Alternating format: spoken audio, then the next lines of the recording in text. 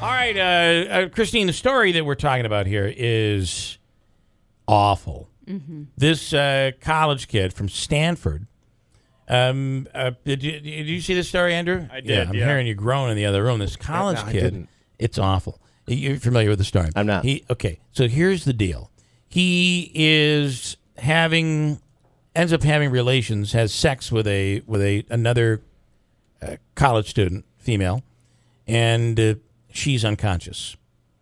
So it goes on for about 20 minutes. She then comes to. She's left. He leaves her, right? He leaves her naked outside with her clothes. Yeah. This all went on for about 20 minutes. So they found out who it was. They arrested him. He now faced the charges and the court, and then he's found guilty. And then the sentencing, and the judge gives him what? 6 months. 6 months. And then probation. He'll spend 3 months in jail, and he's got 3 years probation or something like that. And one of the only things that a lot of people, well, obviously the short sentence is frustrating people, but also too there was an issue with his mugshot.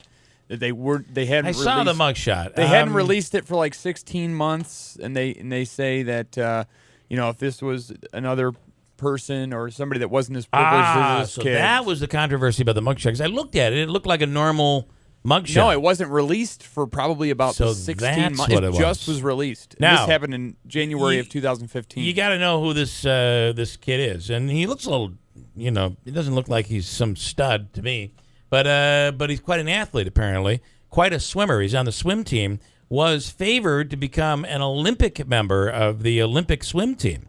And then this thing came down, and he will not get it. But the judge gave him such a light sentence. How is that explained? And at what point do you, as a male, I don't care what age, at what point is it inappropriate to continue having sexual relations? Well, I think that, anybody that's at least in New York, anybody incapacitated is deemed to have said no. Yeah. It's the same thing with somebody that has a mental disability. It's always no, and the same thing happens. Well, they can't speak. Right, mean, absolutely. Incapacitated, terrible. it's considered to be a no. So, Yeah. Again, and I think I know the story you're talking about now. Isn't this the one where the father made some sort of stupid comment at the sentencing? And I guess the he's taking a father lot of came heat. out and said, this kid, my son. Now, any dad is going to certainly care about his son. But if your kid did this, it would be very difficult to come out and make the statement he made. The statement was, what is it going to be like for my son if he has to register as a sex offender? That's the statement he made in court to the judge. And I think the one statement he made, which was really getting a lot of heat, is apparently he was quoted as saying this was 20 minutes of action, 20 minutes of action or something like that. 20 minutes of his life, and he's got, listen, as we all know, it could be 1 minute, it could be 15 seconds of your life that has destroyed your life. It happens to people every single day.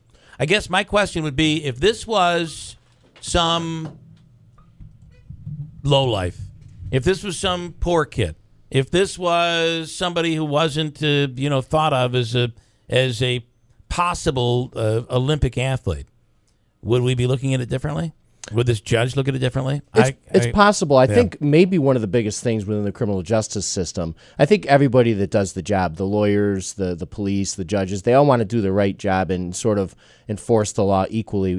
Justice is blind. Where I think that maybe people of wealth have an advantage is the ability to have the best lawyers, the best team behind them, and it can sort of, people look at, the OJ case. If OJ had a public defender, and nothing against the public defender system, but they don't have the massive, team behind them. They don't have all the resources. They have, it's one lawyer versus having 6 or 7. They don't have all the investigators at their disposal. So, perhaps justice is different for them.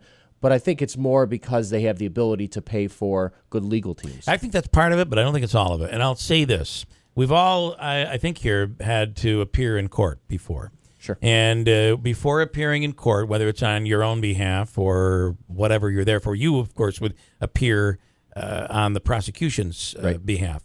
But, when the attorney gets you ready to speak to, whether it's the judge or the prosecutor or the opposing attorney, they always kind of coach you, right? They always say, listen, you want to dress nicely? You don't want to look don't look mad, don't be angry. All these little things that could turn off either a jury or a judge. So if you're just judged fairly based on the facts, why should that matter?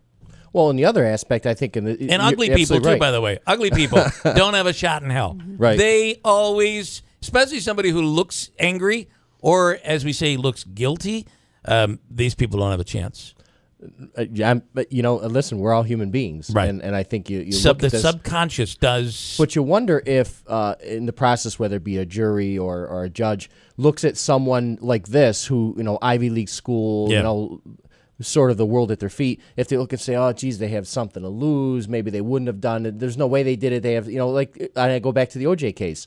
A lot of people thought no way OJ did it because he wouldn't throw it all away. Well, right. Listen, there's a lot of people that have a lot going for them that throw their life away for nothing. How about the people that after they do become famous or become wealthy, all of a sudden they find that wealth didn't bring me happiness. Sure, they still have the same problems and the difficulties that they have. Bill Cosby is another example. I mean, we don't want as a society Bill Cosby to be guilty. It took 50 some odd women for anybody to really pay attention, and still half the country doesn't believe it.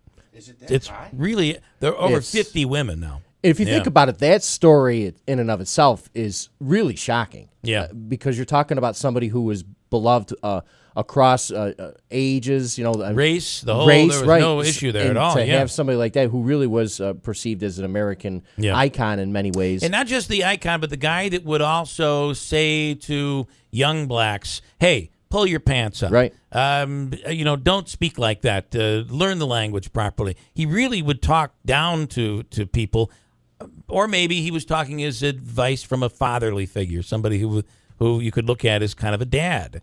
And then this happens. It's just difficult to and he swallow. stayed relevant for decades and decades, which is difficult. So I'm wondering if there's ever been a study, and if anybody can find it, it would be Christine. If there's ever been a study of all the people who have been found guilty, we should look at them and look at their pictures, the pretty people versus the ugly people. I'd be very interested to see what the number of what the difference would be between the two. And then the other would be what kind of sentence pretty people get versus ugly people.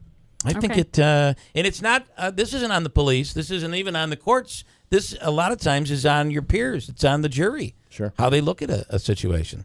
And you wonder with this kid. Well, and I think especially prosecutors and defense attorneys at times, they talk all the time about not judging and not forming their opinion based on emotion, because you can have it go the other way. You can have a particularly horrific crime that someone's on trial for, and a jury can, as humans are, you look at it and say someone's got to pay for this terrible thing. Yeah. Where necessarily it might not be the person that's on trial. So it's the judges and the attorneys always try to hammer it to the jury to not be emotional regardless. It's all about the facts of the case. Try to be all about the facts. Right. And then one last thing with you, and I think we talked about this before, that what is a brain show that you talk about, Christine? What's the name of that program? Brain Games? Brain Games. They did a thing where they had, a dozen people, and they all were standing in an area, and a crime was committed. And then they went to each of those dozen people and asked for their testimony as to what happened, because they were all eyewitness to these events. And the number of stories that came out of it was almost a dozen.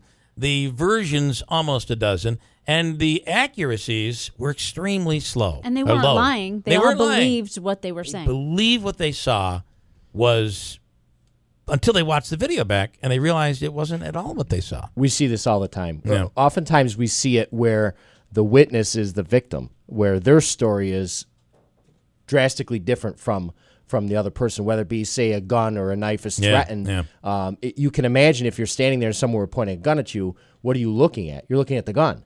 So you're not looking necessarily at the person or they fled. Your brain sort of goes into overload, right, and you're not thinking straight. So we see that all the time, and that's something you have to work through when you're interviewing someone to try to get the facts from you. You have to understand that there is a little bit of time that needs to occur from the time you actually start the investigation to the time you actually really take a statement from him. Interesting stuff. And this latest case is getting a lot of play on the kid who was really found guilty of raping this girl. Well, and if you listen to And the he father, gets- I think yep. maybe it speaks to his entitlement. Maybe You're the right. kid is where he is because of, Good point. it's not always the parent's fault, but in this Yeah. situation, obviously the father, you can Wouldn't stand up for your kid. Wouldn't you know not to say what he said? Well, I mean, the that's fact just that he would even terrible. say it publicly. Yeah. I mean, think about what he really thinks. I mean, Yeah. you can support your child Sure. without defending him for bad actions. Right. And I think most parents would look and say, "This is shameful what my son has Right. done. It's a terrible thing." I mean, he could have said it in so many ways that that maybe he could have had the judge could have had mercy on him, and he could have asked for leniency, but he could have done it in a way with it where he respected the young lady that was the victim. Right. But he didn't respect. He did. He just also called it tried to run away, and they 20 minutes of and after that he still. I mean, wouldn't that be enough to give him a solid sentence? But apparently not. 8:35. Hold on, coming back. We are going to give you a chance to win Chubby Checker tickets. I have tickets for the Beer Fest at the brewery coming up on Saturday, and Hobica's free money contest. We'll get into all of that, believe it or not, before we leave at 9 on WIBX.